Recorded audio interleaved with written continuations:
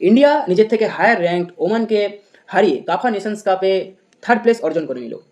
কিন্তু এই কাফা নেশনস কাপের ম্যাচগুলিতে একটা স্ট্রেঞ্জ বিষয় আমরা লক্ষ্য করেছি, যেটি হলো যে প্লেয়ারদের জার্সির পেছনে বা জার্সির পেছনে যে নাম্বার থাকে তার ওপর আমরা তাদের নাম কিন্তু দেখতে পাইনি। সাধারণত ফুটবল ম্যাচে এরকম হয় যে নাম্বারের ওপর তাদের নাম লেখা থাকে প্লেয়ারদের, আমরা প্লেয়ারদেরকে ফলো করে তাদের নাম্বারগুলো পড়িও, কিন্তু এই ম্যাচগুলিতে এরকম নয় কেন?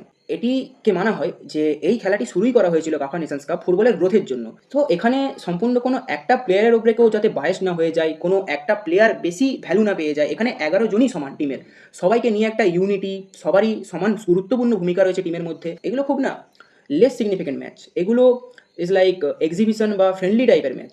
সেই জন্যে এখানে কোনো রকম আলাদা করে প্লেয়ারদেরকে নাম দিয়ে বা কোনো একটা প্লেয়ারের আমরা ফ্যান হয়ে যাবো সে ভালো খেলছে বলে, এখানে এটি ফুটবলের গ্রোথের জন্য খেলাটা শুরু করা হয়েছে। এরকম না যে কোনো প্লেয়ারের আমরা ফ্যান হয়ে যাবো, ফ্যান এখানে পুরো টিমেরই হতে হবে, বিকজ 11 জনই খেলছে। এই জিনিসগুলিকে মাথায় রেখেই এখানে এই নিয়মটি বা এই জিনিসটি আমরা দেখতে পাই।